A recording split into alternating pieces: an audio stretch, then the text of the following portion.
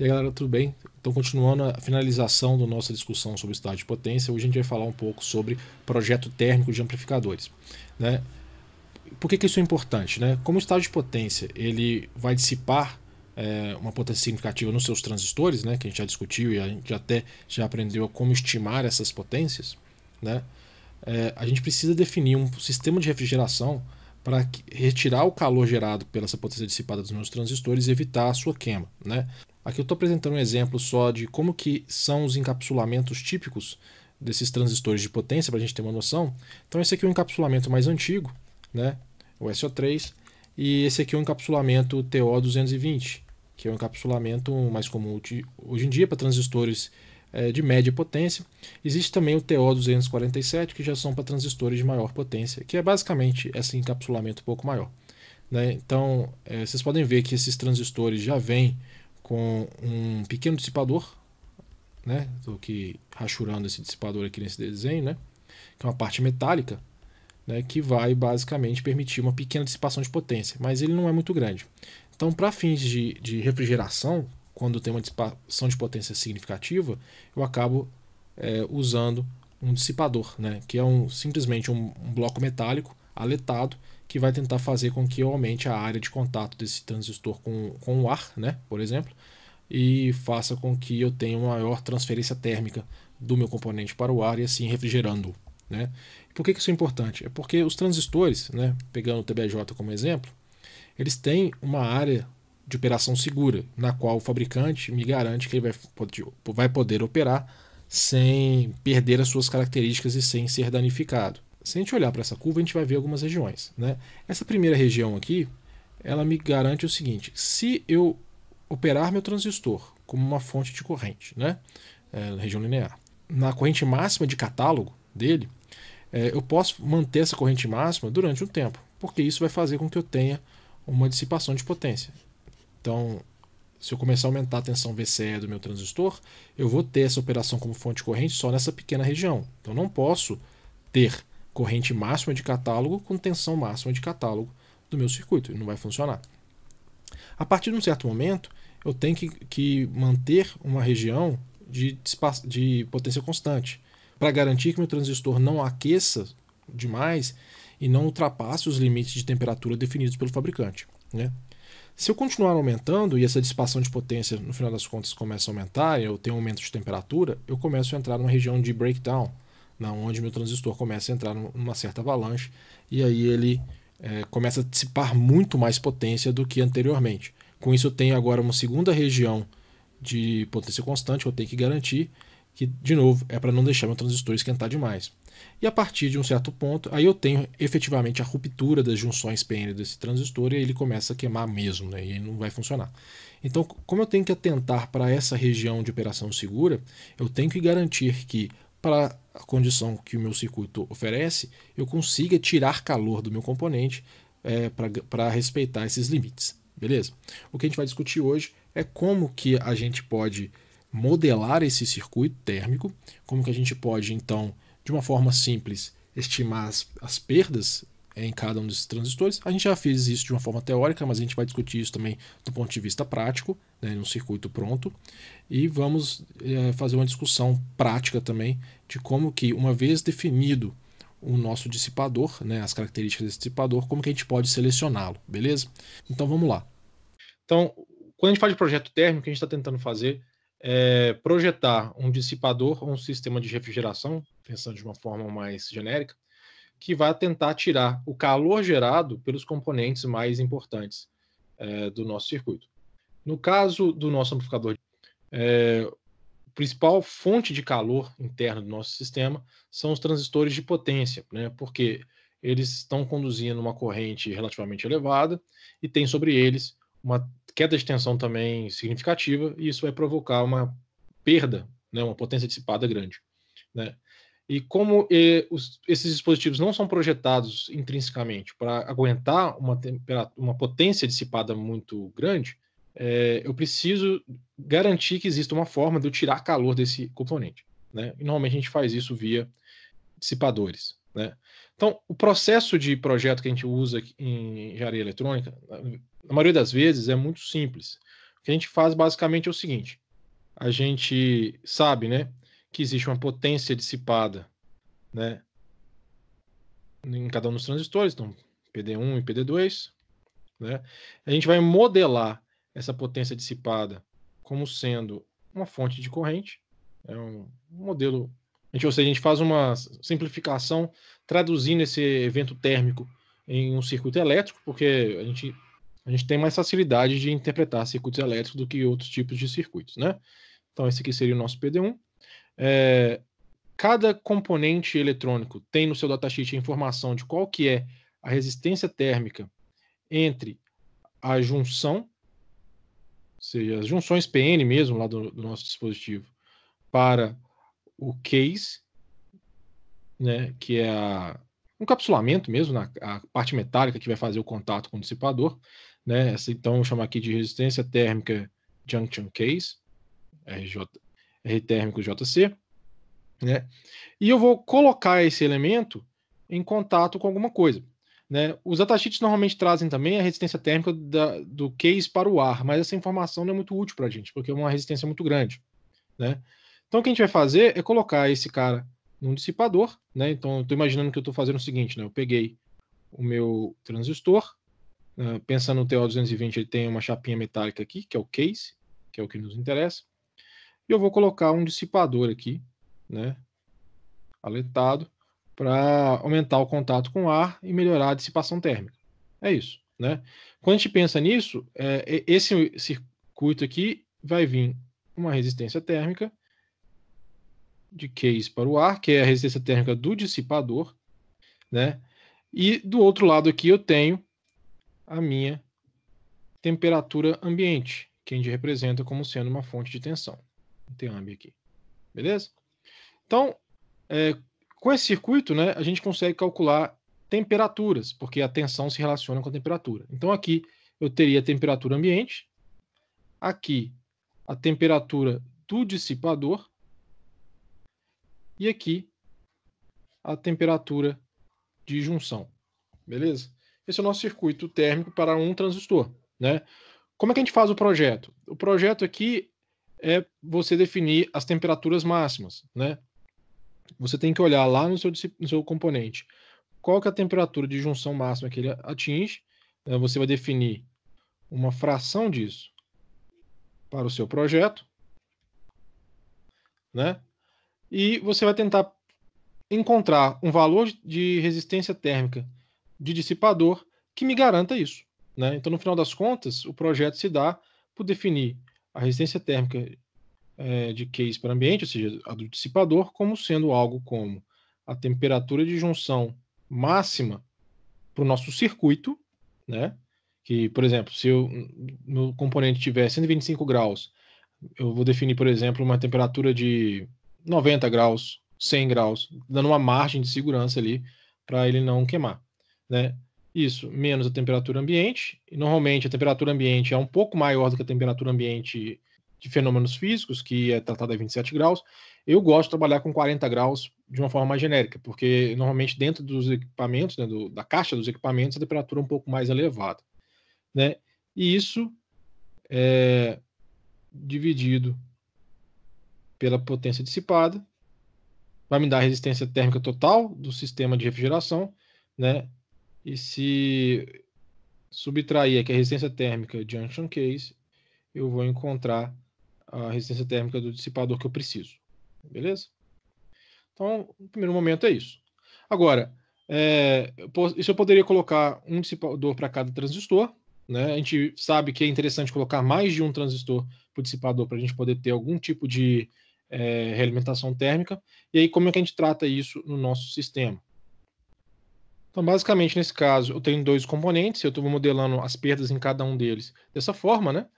E aí, eu vou colocar os dois no mesmo dissipador, é isso, né? E aqui eu tenho a resistência térmica case ambiente, que é o do dissipador, e aqui eu tenho a minha temperatura ambiente. Só isso. Beleza? Qual que é a diferença agora? A diferença é que aqui passa uma potência dissipada que é PD1 mais PD2. Né? Então, na hora de fazer as contas, eu tenho que considerar essa diferença de temperatura provocada por essa nova potência aqui na minha matemática. É isso, não tem muito mistério não. Tranquilo? Óbvio, isso aqui está me trazendo informações de regime permanente, né? E, obviamente, o meu dissipador, né, meus elementos, eles não esquentam instantaneamente, né? Mas, pensando num projeto mais conservador, a gente pode fazer essa consideração assim mesmo, até porque levantar as capacitâncias térmicas dos nossos elementos não é tão trivial assim. A gente tem informação para levantar as capacitâncias térmicas dos semicondutores, mas raramente a gente tem informação para levantar a capacitância térmica do dissipador.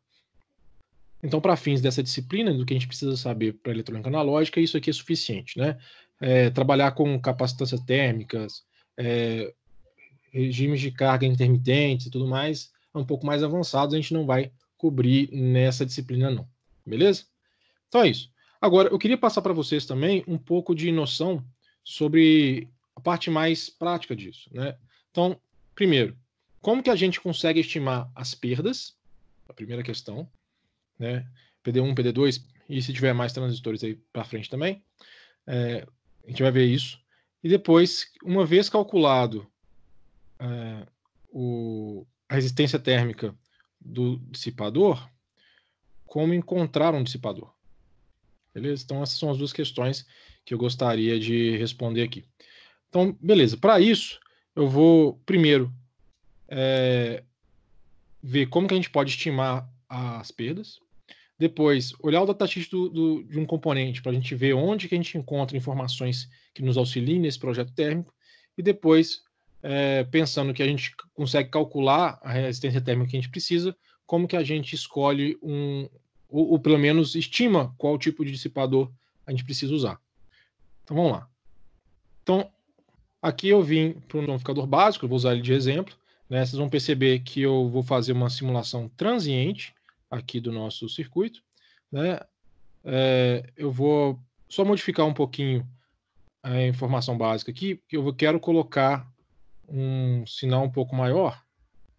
Normalmente a gente faz essas simulações térmicas, né, em regime nominal.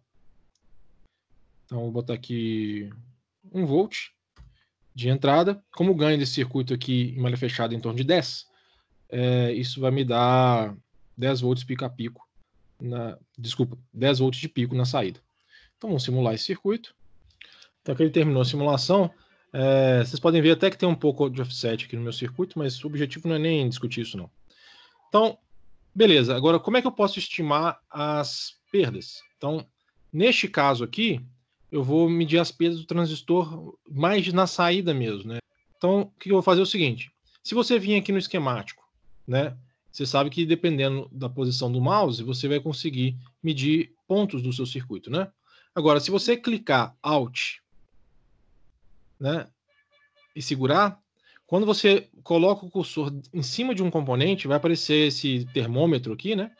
E ele basicamente vai medir para você a potência instantânea. Então, se eu clicar aqui, vocês vão ver que vai aparecer uma matemática aqui, e o eixo está em watts, porque é a potência instantânea dissipada naquele componente, que é o que eu quero. Então, eu vou pegar o Q3, que é o transistor de potência positiva, e o Q6 aqui, beleza? As formas de onda não importam muito, mas estão aqui, são curvas de potência instantânea, beleza? Como meu circuito está em regime permanente, né? E se não estiver, é interessante você selecionar uma janela onde o seu circuito esteja em regime permanente, porque para você poder fazer essa conta agora, você pode vir aqui na aba de gráficos, né? Clicar Ctrl, segurar Ctrl, na verdade, e clicar sobre o label da variável que você quer analisar, né? Quando você faz isso, vai aparecer essa janela com algumas informações. Para o que nos interessa aqui é o cálculo da média, porque a potência dissipada que nos interessa é a potência média, né? Então vocês podem ver aqui que para essa simulação que eu fiz, né, a potência média aqui nesse camarada é de 2,7 watts, né? Já para o outro transistor, né? Se eu fizer a mesma coisa, segurar Ctrl e clicar sobre o nome do label, eu vou encontrar uma potência média de 2,9 watts, né? A diferença basicamente se dá neste exemplo por causa do offset, né? Então é isso. Então quer dizer que eu teria 2,7 watts para um transistor, 2,9 watts para outro transistor. Né? Eu vou jogar isso naquele meu modelo, e para continuar a conta, né, eu preciso agora entender qual que é a temperatura de junção máxima dos meus dispositivos e qual é a resistência térmica de junção para a caixa de cada um dos transistores. Para isso que eu vou fazer, eu vou vir aqui no datasheet. Eu já separei aqui o datasheet do tipo 122, né, e do 127. No caso aqui é um datasheet da Onsemi, não precisa ser dele.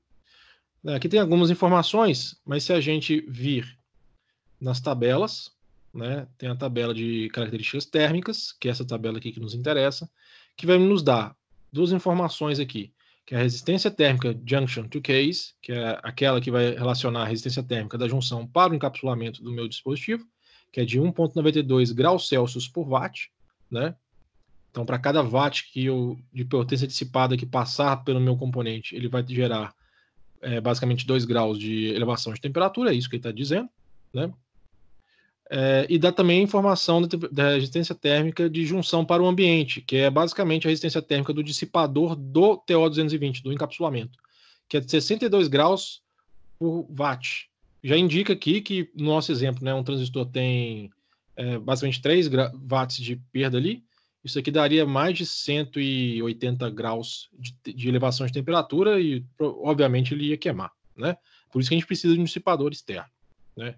Agora, em relação à temperatura máxima que esse dispositivo aguenta, vocês podem ver na tabela logo acima, né, Maximum Ratings, que a temperatura, a faixa de temperatura de operação e de armazenamento, né, do meu dispositivo varia de menos 65 graus a 150 graus. Né? O negativo aqui é para caso você queira operar em regiões com temperaturas muito baixas, que está bem longe da nossa realidade, e aqui no superior é temperaturas mais altas, então ele opera até 150 graus. Acima disso eu vou fundir a minha região de junção e vai queimar o dispositivo. Então meu TJ máximo para o dispositivo é de 150 graus Celsius.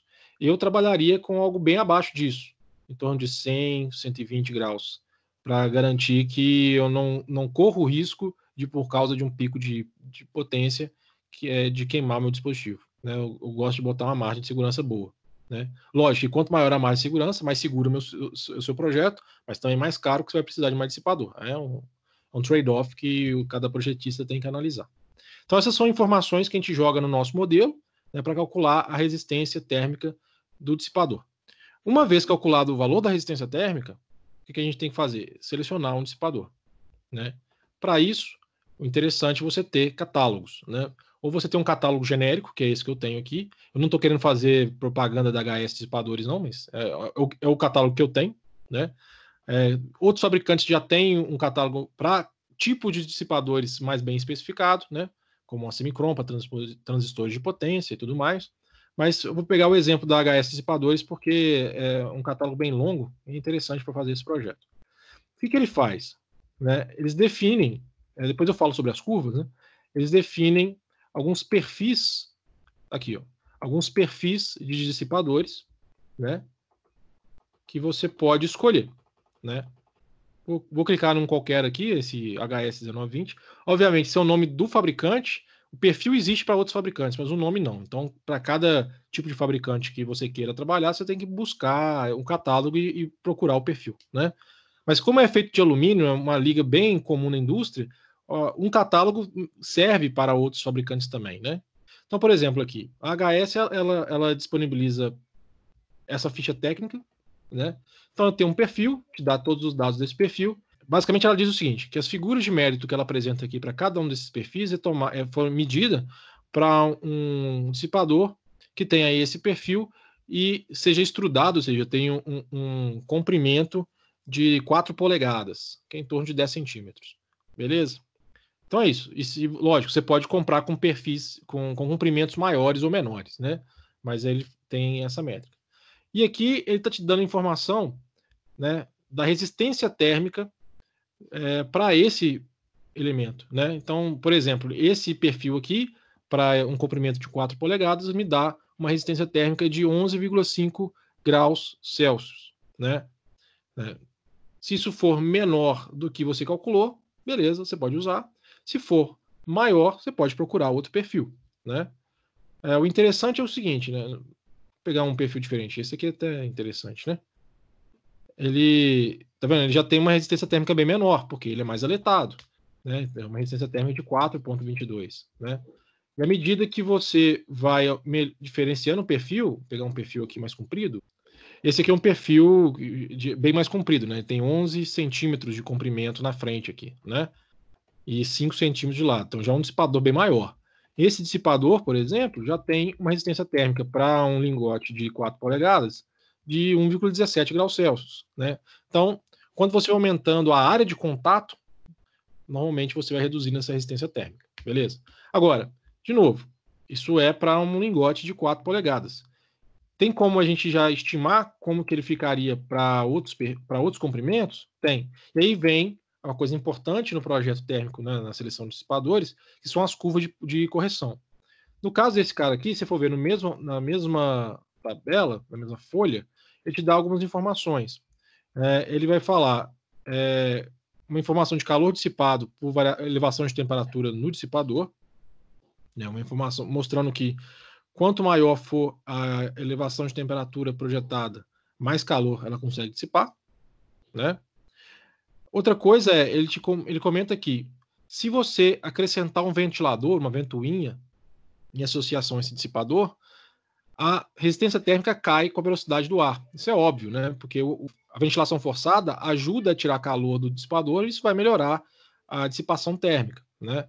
Então ele tem aqui uma curva que não é linear e depende da velocidade do ar que vai passar pelas aletas, né? Então se você for usar um ventilador, né, se você conhecer qual é a velocidade do ar que ele produz, você consegue estimar qual que é o fator de correção que você tem que aplicar na resistência térmica do seu dissipador. Isso aqui é interessante porque às vezes você não precisa aumentar o tamanho do seu dissipador para ele dissipar mais, é só você botar ventilação forçada, né? Agora, se você for lá no início do catálogo, né, ele vai fornecer outras curvas de correção, que são interessantes. A primeira é que a diferença de temperatura entre a temperatura ambiente e a superfície do dissipador, né, vai provocar variações na sua resistência térmica, né? Quanto maior for a diferença de temperatura, menor vai ser essa variação. Se você agora quiser uma variação de temperatura muito mais baixa, isso vai também aumentar um pouco a resistência térmica. Isso tem que ser computado, né? Outra coisa é que ele tem uma tabelinha que fica mais fácil de extrair essa curva, né? Outra coisa é que você pode, à medida que você aumenta o comprimento, você está aumentando a área de contato e você vai reduzir a resistência térmica, né? Como eu falei, ele faz conta a partir de 10 centímetros, né? Mais ou menos, 4 polegadas. Então você vai ver que o fator de correção para 100 milímetros é de 1,04, ou seja, basicamente igual aos valores de catálogo. Se você tiver um lingote menor, por exemplo aqui, com um comprimento de 10 milímetros, ou seja, 1 centímetro, você vai ter uma resistência térmica que é 3 vezes maior ao valor de catálogo, né? Ao mesmo tempo, se você começar a aumentar o lingote, por exemplo, 50 centímetros, ele já vai ser 0,5 do valor de catálogo. É interessante ver que, à medida que a gente vai aumentando a resistência, o comprimento, melhor dizendo, a resistência térmica vai caindo, mas chega num momento onde eu tenho uma estabilização, ou seja, acima de 50 centímetros, não faz muita diferença aumentar o comprimento, né? É melhor procurar outro perfil, usar ventilação forçada. Outra coisa importante, se você tiver variação de altitude, isso também vai afetar a sua capacidade de refrigeração. E aqui tem algumas informações sobre o aumento da resistência térmica em relação à variação da altitude, né? Você pode ver que por convecção natural, que é sem ventilador, basicamente, para a região aqui de Belo Horizonte, que é em torno de 1.000 metros, né? Eu tenho um pouco abaixo de 10% de aumento, uns 7% de aumento, mais ou menos, né?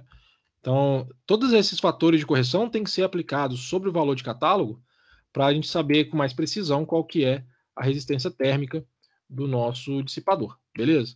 Então, é um processo iterativo, né? Primeiro você escolhe um perfil que está de acordo com o design que você projetou para o seu sistema, que está de acordo com a resistência térmica próxima do que você precisa. Você aplica os fatores de correção e se pergunta se os seus limites de temperatura estão sendo atendidos para todos os transistores envolvidos no seu projeto. Se sim, aquele dissipador é o que você precisa, se não, você pode procurar outro dissipador ou tentar trabalhar com esses fatores de correção, ou acrescentar ventilação forçada, ou mexer no comprimento e assim por diante. Beleza? Então, sobre o projeto térmico, era isso que eu tinha para falar. Espero que tenha sido claro para vocês. Um grande abraço, até a próxima aula.